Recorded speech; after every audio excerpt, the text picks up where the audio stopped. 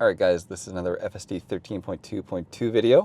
Just got a little bit of driving around. Some of this is in the city, close to Vancouver and whatnot, so it should be a little bit more dynamic than just highway driving. To start, press and hold. And we are a little bit close to the curb where I parked here, but looks like the car's doing a good job. I've mentioned this a bunch. I would back up more because I feel like what's going to happen... Okay, it does in one go. That is hit and miss still, and I still do agree that the car should come back a little bit further just so it's not hesitating as it pulls out. But either way, good job. Alright, so right-hand turn. Traffic's pretty quick on the left here, but I would wait.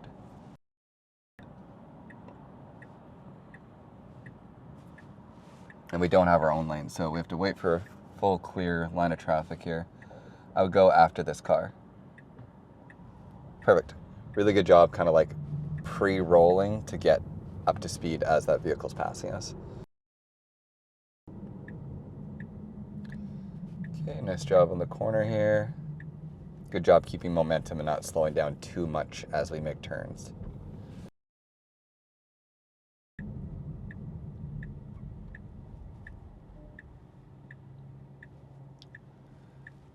Okay, nice full stop, creep forward. I would wait for this van and then go. Perfect. Nice job. For this drive, because people are asking me to, I'll try and leave it in a hurry for most of the drive. So keep it as dynamic as possible. If we pop onto the highway, I may switch it to standard, we'll see. But for now, the drive is going to be on hurry, so. Okay, so come to a full stop, and then we have a vehicle coming, but I would not go. I'd go after it goes. I'll go right now. Perfect. Nice job.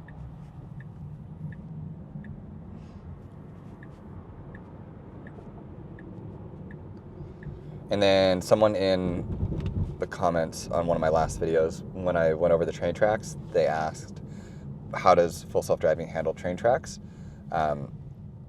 As for the tracks themselves, I would say majority of the time the car does not slow down for train tracks, but I wouldn't want it to. That's not, again, maybe it's different in different areas, but like here, all of our train tracks are smooth enough that people for the most part don't slow down. It'd be weird if someone aggressively or notably slowed down for train tracks, so I like that the car doesn't do that.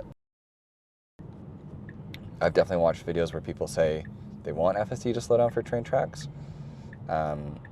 So I think that's a preference one. And like I said, I think it's like region dependent, because if your train tracks in your area are all super bumpy or whatever, and you want to go over them slowly, that makes sense. But here we don't.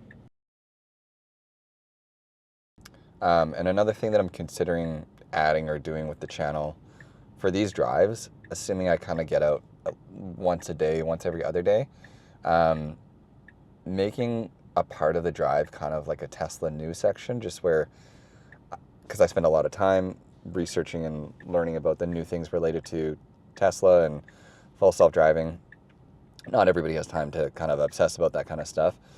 So I wondered if during boring parts of the drive where I could kind of just bring up any like noteworthy new Tesla things, that way this can kind of be a resource for you to learn about full self-driving, but also like anything new and interesting that's coming up in that whole ecosystem. So I was considering calling it something like FSDaily. Like those will be like the, you know, full self-driving daily, but FSDaily talks or Tesla talks. I don't quite know how I'd word it and how I would pitch it. Effectively like a podcast, but like a very condensed version of it. Could only be, and it really depends on how much Tesla and full self-driving news there is to even talk about. Some days there might be none. If there's a lot going on, it'd be more. Yeah. With that said, good job on the left turn there, and really good job on the drive so far. The lane centering's good, the speed control's good, the stopping is good. Zero issues so far. There's lots of traffic, so I mean, this isn't straight up downtown Vancouver, but we're in Vancouver. Multiple lanes of traffic, lots of going on, and yeah, I mean, I can't see a world where I need to intervene here. This seems like the type of drive that I think I could do intervention free. The only thing I could make is if a speed control issue comes up where the car might be going too slow.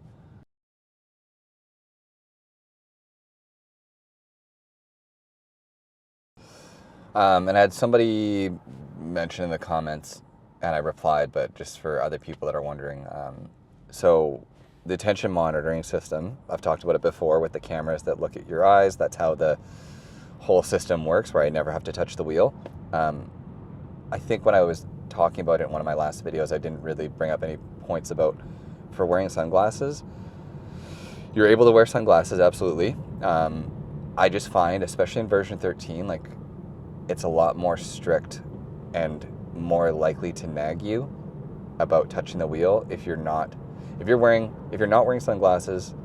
You can kind of like look around, and the system for the most part won't get mad at you. Like it's still, I think, because it can see your eyes, as long as you're looking back at the road every once in a while, it's okay.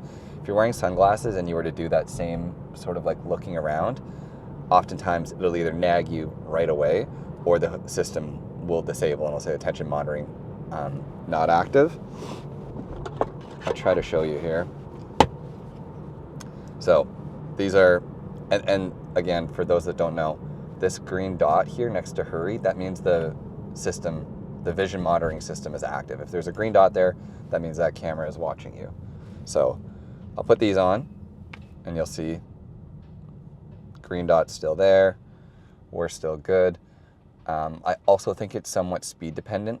At a dead stop like this, the car's a lot more lenient on you looking down and doing things. So like at a dead stop, I can pretty much look around. I could probably pull my phone out and read it. So you can see, like, I can kind of like look down. It's very relaxed. And I'll do a similar thing in a second here when we're actually driving. And I would bet that at minimum, it's gonna nag us to touch the wheel. Okay, so we have a green light now. So we'll see, like, we're driving now, we have momentum, and like I said, I think the system now, so if I were to like look down, look across, I am gazing up with my like actual vision, but like, so I can see up on the road, but I'm looking down, looking up, looking over, and pay attention to the road. That same movement, when we were still, it didn't care. And when we had our glasses off and I did the same thing, it doesn't do it. So just so you know, if you're wearing sunglasses with version 13, it works, but you definitely are more confined to looking forward. Yeah. And as well, the way the vision monitoring system works, it definitely, like, there's a gradient on how relaxed it is. So I think, let's say you drive for 5 minutes and the system is like, yeah, he's paying attention or she's paying attention, great. And then if you were to touch your phone, it would be like, hey, don't do that. And then you could put your phone down, touch the wheel. And if you grab your phone again, even faster, be like, don't do that. And then there can be, like, again, the system isn't a perfect, this is how it works, but you can get to the point where if you've kind of like annoyed the system, if it sees a phone in your hand, it won't even give you the option to like put it down. It will just disable the autopilot. And I think that's where, or the full self-driving, I think that's where a lot of people that talk about this system being too strict are those trying to get away with using their phone or doing whatever, because like I said, it kind of like, it starts out just being like nicely saying like, don't do that. Hey, don't do that. And then to the point where what feels like I just touched my phone for a second, and that probably is true, but that's after having used your phone a bunch that it got kind of so short with you that it's just like, okay, fine, we're disabling the system. I speak from experience because truthfully, I think I've only gotten like 2 strikes in the entire time I've used full self-driving. And it was from using my phone when I shouldn't have, absolutely. And that's definitely how the system worked. Like, there was no time for me to react when I disabled it, because it was just like beep, beep, disabled. And to wrap it all up, for those of you that are watching this channel that don't fully understand how that all works, when I said the word strikes, you can get, It's either 3 or 5. I don't know because I've never actually gotten the full amount. And I don't think it talks about it in here. So if you don't pay attention to full self-driving and it gives you that warning and you whatever ignore it, it'll disable full self-driving. It'll give you a strikeout, and then I think you get 3 or 5, and after that you lose access to full self-driving for a month. So if you're particularly bad at texting and driving and using full self-driving, you will likely lose access to FSD, which I completely agree with. I think you should not be texting and driving. That said, I think it's a week. So if you get a strike and then you go a week without another one, it'll forgive your previous strike. So if you have a strike, it's not the end of the world. Just pay attention, do as you should, like supervise the drive, and a week later that strike will be forgiven. And then the last thing about that, if you are driving and you get a strike, all you have to do because once you have a strike, you can't use FSD for the rest of the drive. All you have to do is, if you're in a situation like this and you would have just gotten a strike, I'm not advocating for using your phone, you would press the brake, put the car in park, and then it'll tell you a warning being like, you got a strike. You accept the strike, you put the car back in drive, and then you can use full self-driving again. That's resetting the drive enough that you're able to then use FSD, but just pay attention. It's easy. Like, all you get, this is it. This is your one job. You can listen to music, you can kind of chill out, but just supervise the drive.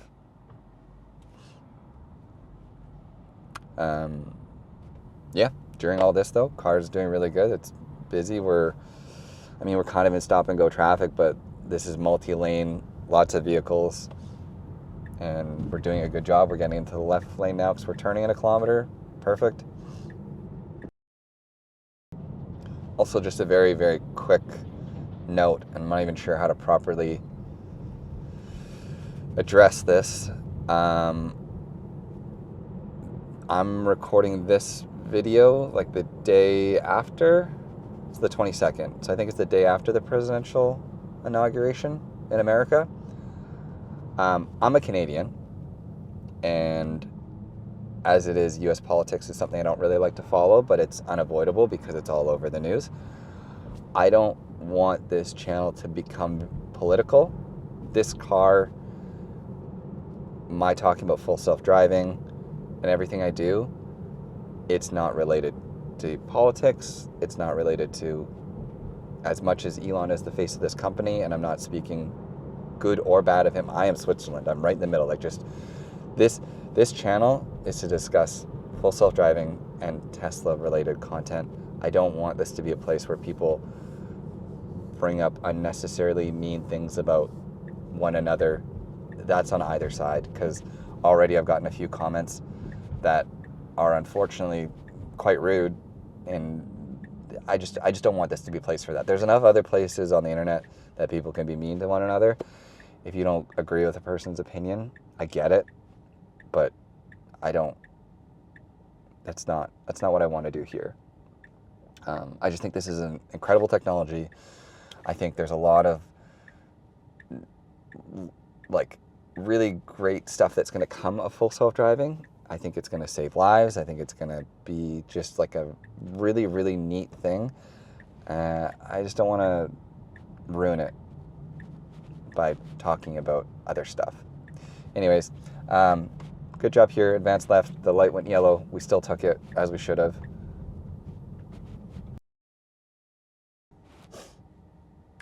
And I've probably talked about in the comments, but I think I've got a layout that looks good now for the channel. It's hard. I'm trying to balance. Initially, I had it where this whole bottom part, this won't work, but the bottom half of the video was half screen, half me, and then I had a comment or two asking to see the steering wheel. And I get it. I like to see the steering wheel in the full self-driving videos that I watch. So I'm now trying to have it show this part of the screen, of the steering wheel, so you're able to see that this car is doing what it's doing. I want the screen to be big for you guys to see. And I do also think it adds some, what's the word, personability to the channel having a face cam. Just I think seeing the person in the driver's seat is a cool thing. I don't know. I follow a lot of YouTubers for who they are, and I like to like see them, and it feels more like you're hanging out with them, because that's kind of the vibe I want to go for. Like I want to be hanging out with you guys as I'm talking. So that's why I'm trying to make the face cam also fit into this, where it's steering wheel, center screen, face cam, in whatever order that all works. It's a never changing thing. As always, please let me know in the comments what you prefer. Yeah. It's crazy also, like it might not seem like it, but so I'm from the Yukon, up in Whitehorse, near Alaska, if you're an American. My mom, born and raised in Whitehorse, she is not a very good city driver. Genuinely, driving in this kind of traffic stresses her out. She just doesn't drive in Vancouver at all, because the thought of, I think, multi-lanes, all these decisions, it's a lot for her, and I'm sure that's the case for a lot of other people. I've gotten used to it because I spent most of my adult life here driving, so to me it doesn't seem that scary and daunting. But I think it's really cool for me to know that someone like my mom can just drive around the city now with full self-driving without an issue. Like, she doesn't have to worry about navigating. She doesn't have to worry about anything. She presses a button. The car handles all these little micro decisions for her. And it's getting so good now that there's just like no stress. Like it makes all these decisions, does all these things for you, and you're not like, oh my God, I hope it doesn't do something stupid. Like, I'm very relaxed right now as the car is doing this. So yeah, it's incredible how good it's gotten. I think I say that all in my videos, and I'm saying that throughout using version 13, and it hasn't even gotten any better yet. Like, version 13 has been as good as it's gotten, or was released, and hasn't yet had its 3x context window or 3x model sized. And I'm still, the more time I spend with it, more and more like enamored by the technology. I think it's gonna be cool as we get bigger and bigger updates in version 13. I can't see how it gets better, other than the speed control issues and map issues. It already feels nearly perfect. Okay, we are turning right just up here, so just after the light. I don't think we have any pedestrians, so I would just kind of go. Perfect.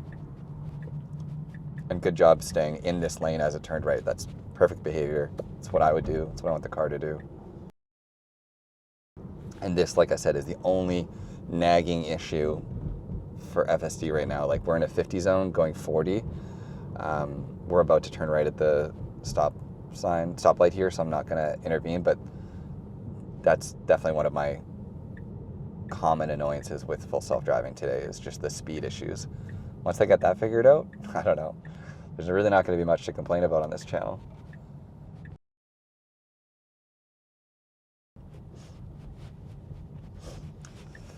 All right, left at this stop sign, and then hopefully it finds a spot to park. We'll see what it does, and then I have somewhere to go right after that. So I would go left. Perfect. And if it was me, and I really hope it does, if it just parks right after this van, that'd be incredible. We'll see what it does. I wouldn't actually, because it's a driveway.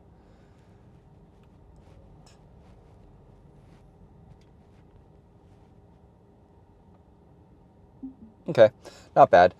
Like, as always, Destination Park is not fully implemented, so I'll never ever fault it for its decisions that it makes as we go to park.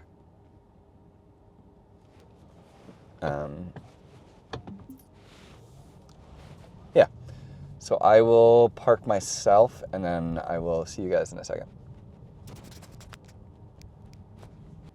I'm curious here. I'm still trying to park, but there's a garbage truck, and I was just spinning around here to find a parking spot. I'm curious how it's going to interact,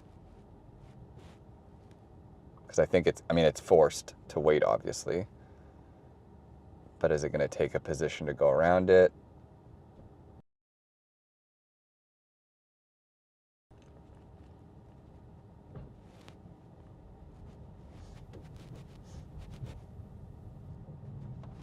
I appreciate the distance that it's keeping. It's really treating this vehicle different than any other vehicle. And I don't know if that's because of the flashing lights or what, but we're way farther back than we would be had we if we're following just a random vehicle that was on this road. It's interesting. Okay, I just fast forwarded there probably so you won't see it. I put us in an alleyway, very tight. I'm curious what it's going to do here. Again, I need to take over because I still haven't parked at my actual job here. I just want to see how it handles this because we are... Oh, that felt close.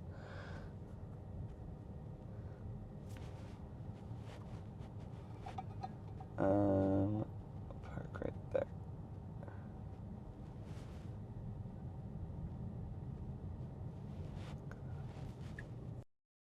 I just rerouted. It was trying to go left initially. I changed it to right. I wonder if it's going to update this or it's going to connect. Okay, there we go. Okay, good job going right. I got a vehicle here that's parallel parking. I don't think they're going to fit. Yeah, they gave up. They tried to park in there? Oh.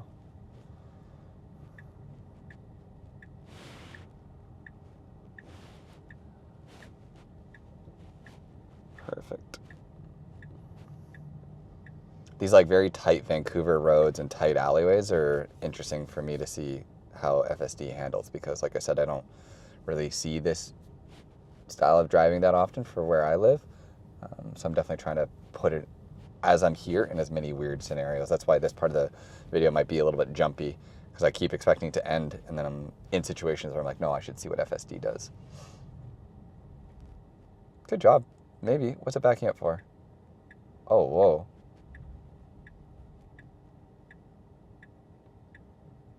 We want to go around this car? I guess we are. Oh, good job. I was pretty much exactly what I would have done. That person is backing up to get that spot, but the car's like, I'm not going to wait, and decided to go around, which was very good. And this guy's signaling, so we should go, and that person's crossing. Perfect. Exactly, again, how I would have done it. Person on a bike. Nice job waiting. Wow, I got to move to Vancouver because this style of driving is so much more dynamic. Okay, we are pretty much here, so I'm going to have to take over. Oh, it did so good and then messed up. I think it was trying to park there. All right, now I'm actually going to end it, and I'll see you in a second here after this parallel park. I lied. Okay, let's see what it does here for a parallel park.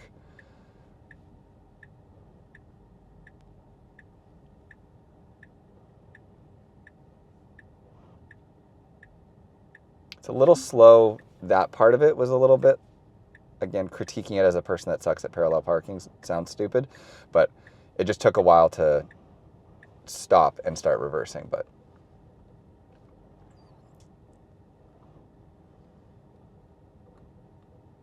ultimately, it does a really good job parallel parking. This is a pretty big spot, so it has lots of space.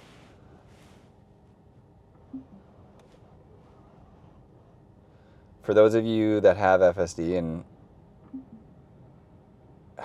have Autopark, do you use it? Like, do you use Autopark for parallel parking or back-end parking? I would say I use it mostly for back-end parking more than anything. Or sorry, parallel parking more than anything. But yeah, anyways, I'll see you all later.